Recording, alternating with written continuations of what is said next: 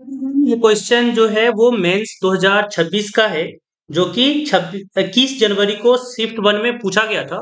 Question कह रहा है कि let centre of circle C is O 2,3 and radius is 4। Let A and B are the points of contact of tangent. Then the locus of the point of intersection of tangent is if angle AOB equal to 60 degree. तो देखिए क्या कह रहा है कि एक circle है, ठीक है, सर्कल यहाँ पे ऐसे ले लेते हैं।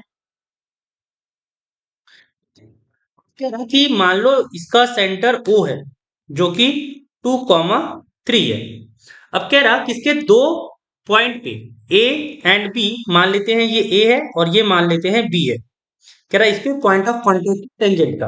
तो यहाँ पे अगर हम टेंजेंट को ड्रॉ करें ऐसे और ऐसे, तो जो ये वाला एंगल फॉर्म करेगा, ठीक है, ए ओ बी, ये दे रखा है 60 डिग्री।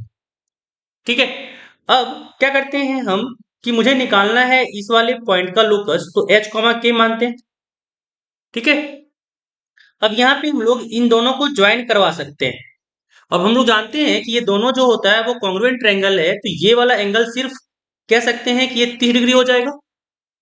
और हम लोगों के पास बोल रखा है इस सर्कल का रेडियस 4 है, तो ये एंगल 30 है, मुझे ओए चाहिए, सॉरी यहाँ पे ओपी चाहिए। अगर ओपी नामकरण करें तो मुझे चाहिए ओपी। तो ओपी के लिए हम लोग क्या कह सकते हैं कि यहाँ पे इसके और हाइपोटेनस के बीच, क्योंकि ये बेस हो जाएगा, ये हाइपोटेनस हो जाएगा, इन दोनों के बीच रिलेशन देता है कॉस थीटा। तो यहाँ पे हम लोग अप्लाई करने वाले हैं कॉस 30 डिग्री।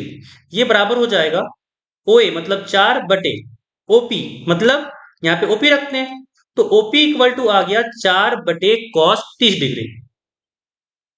ठीक है, अब ध्यान सुनिए, कॉस 30 होता है, यहां से अगर हम लोग देखें तो ओपी आ जाएगा मेरा 4 बटे कॉस 30 होता है √3/2, मतलब यहाँ पे कह सकते हैं नीचे आएगा √3।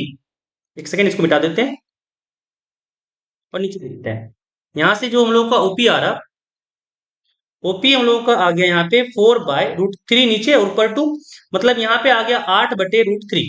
और अगर हम लोग बाय फॉर्मूला चले ओपी का डिस्टेंस का, तो ओपी कितना हो जाएगा, √h-2 का स्क्वायर प्लस यहां से हो जाएगा k-3 का स्क्वायर।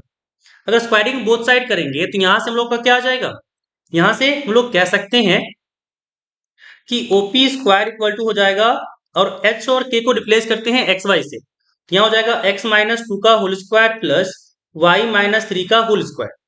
और अगर इधर हम लोग ओपी स्क्वायर करें तो क्या हो जाएगा, यहाँ हो जाएगा 8 का स्क्वायर 64 और √3 का स्क्वायर 3।